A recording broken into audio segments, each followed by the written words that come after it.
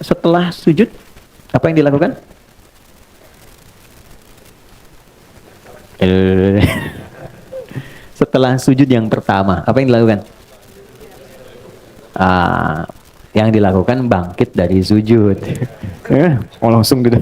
Bangkit dari sujud. Bagaimana cara bangkitnya? Seperti apa posisinya dan apa yang dibacakan? Setelah tahu caranya, maaf tangan kiri. Saya perbaiki. Setelah tahu caranya, kemudian bacaannya, baru kemudian hikmahnya. Saya boleh beri catatan dulu ya, sebentar. Untuk pertemuan berikutnya, dengan segala kerendahan hati, kalau ada meja itu ya, agak lebar dan lebih kuat, bisa dihadirkan Mas Miko ya.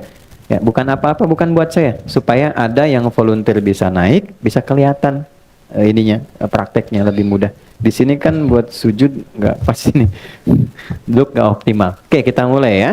Untuk saat ini, sementara saya minta izin, ini saya geser dulu ke belakang sini, nggak usah berubah. Satu orang aja minta izin ke sini supaya tidak merubah saf. Bisa? Nggak apa-apa? Bisa ke belakang. Ke sini aja supaya saya juga jangan ke sana kan ini duduk, ada orang duduk sini aja. Nah, oke, ya. Ya. Nah, antum jangan kemana-mana, sini aja. Ini Ustaz berdiri di sini Ustaz, izin ya, maaf ya. Nah, aman handphone aman. Udah. Kalau ke sana Spanyol kiblat sini. Nah, izin sebentar, di kamera mohon difokuskan ke praktek ini supaya lebih terlihat dengan baik ya. Mohon maaf sebesar-besarnya. Posisi sujud. Nah, beliau aliran dari lutut dulu, turun. Baik ya. Ini kan tadi saya minta menghadap ya. Nah, untuk memudahkan gampang supaya kelihatan teman-teman sekalian, perhatikan baik-baik. Ini ya, posisi tangan seperti pernah saya sampaikan itu normal saja. Dari mulai bertakbir seperti ini, kan posisi di sini. Nah, posisi nempel di sujud itu begini. Ini tinggal ditempelkan aja. Ya. Jadi bisa di sini, bisa seperti di sini. Nanti tinggal ditempelkan saat sujud. Jadi tidak harus ke depan begini ya. Kan ada yang salah paham tuh. Jangan ketawa lagi sujud. Praktek. Jadi ada yang memahami keliru, memanjangkan sujud itu dipahami memanjangkan tangan, bukan memanjangkan doa. Tangan tetap di sini ya. Satu. Kemudian yang kedua, ini tidak menempel ke sini ya. Ya, jangan nempel, jangan nekan. Ini diingatkan kuat oleh Nabi karena apa? Itu bisa menekan diafragma.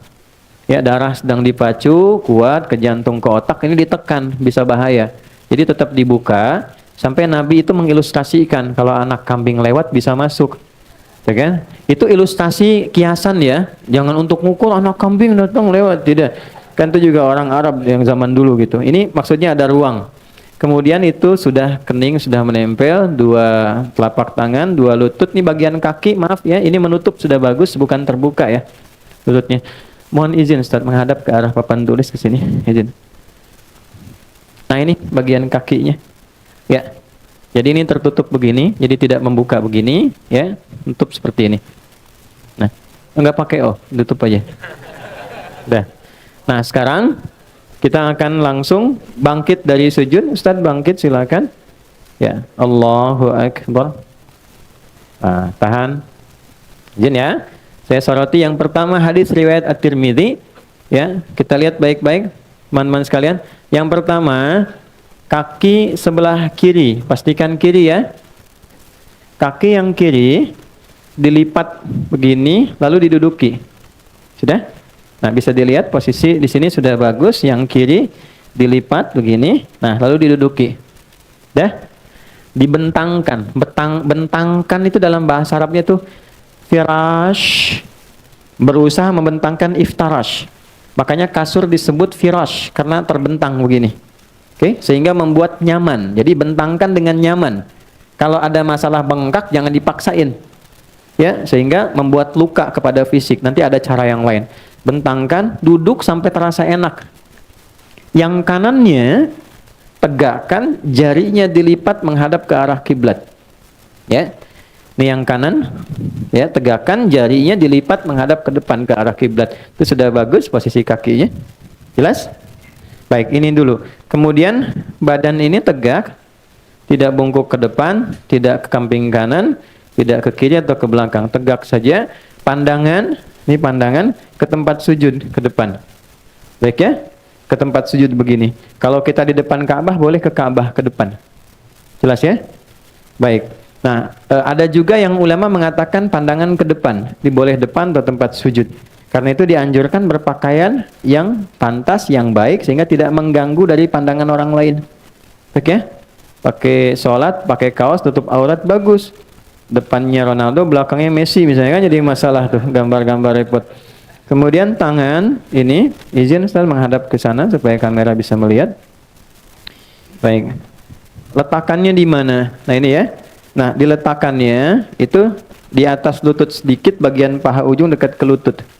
Ya, jadi bukan nutup lutut begini atau ditarik ke belakang begini, cukup didekatkan ke lutut dan terurai begini.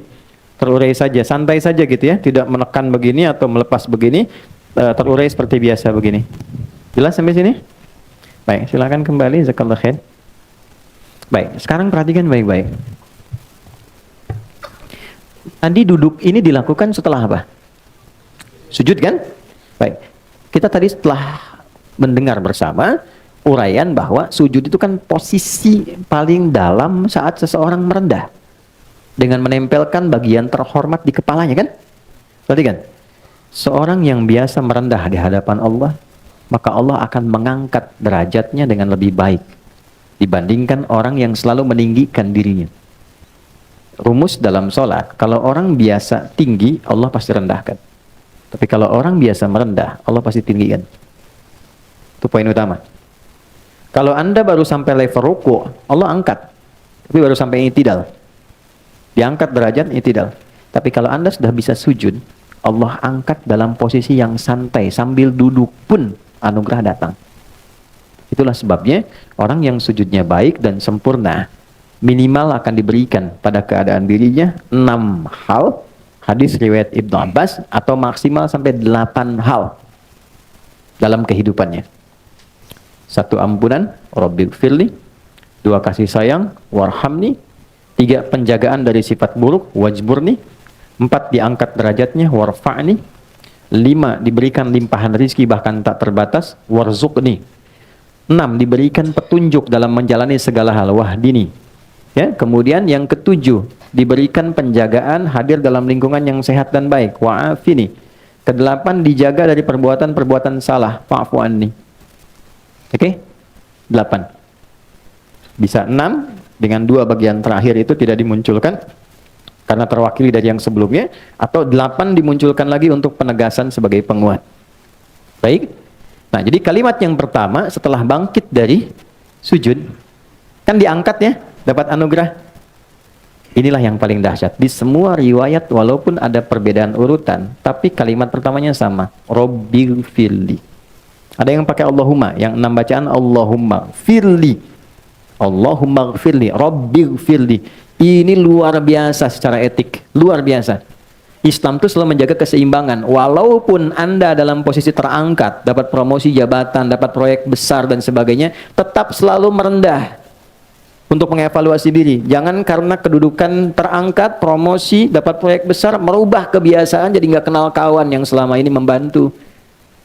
Nggak nyapa teman gitu, stylenya berubah. Nggak apa-apa membentuk kepribadian yang lebih baik dengan posisi tinggi, tapi tetap humble itu penting. Karena itu Nabi ketika diinfokan di awal, kamu akan menaklukkan Mekah dengan begitu damai. Dan banyak orang masuk Islam, tapi bagian akhirnya itu indah. Bukan senang-senang, bukan pesta. Lihat kalimatnya. Idza jaa nasrullahi wal fath wa ra'aitan nasa yadkhuluna fi dinillahi afwaja fasabbih bihamdi rabbika wastaghfir. Malah diminta istighfar.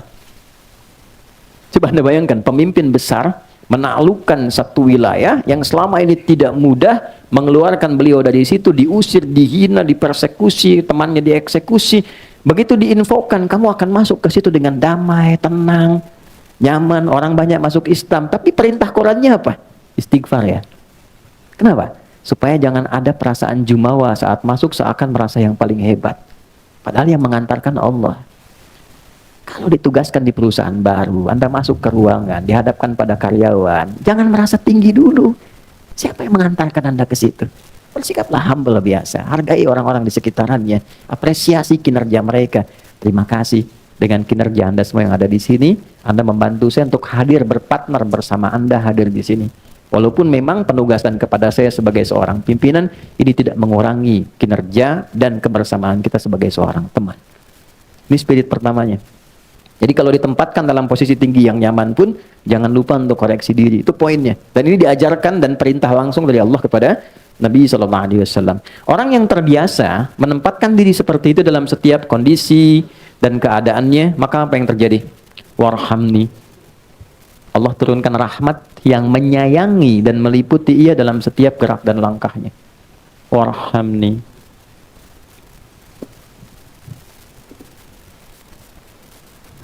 Rahmat itu artinya banyak ya.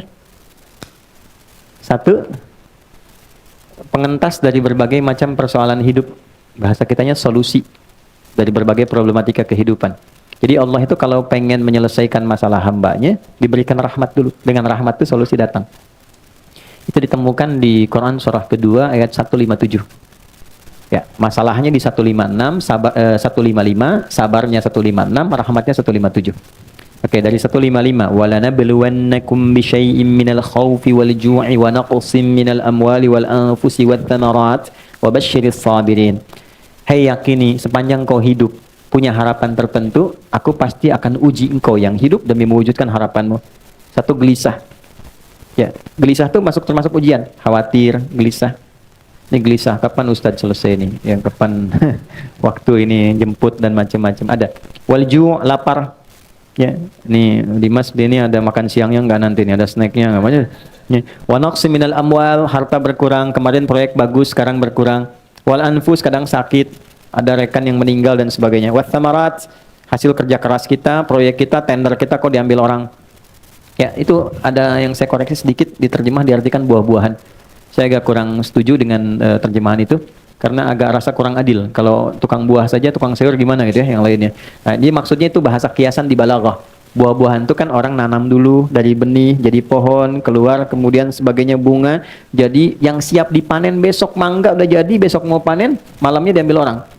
Anda nyiapkan studi, disusun proposal bagus, majukan tender. Anda harusnya menang, diserobot orang. Itu maksudnya. Hasil kerja keras kita diambil orang. Wa basyiris sabirin. Gembiralah, berbahagialah orang sabar. Ini menarik ya. Ada orang dikasih masalah malah senang. Tuh, bisa nggak sampai ke level itu? Ya, punya masalah malah senang.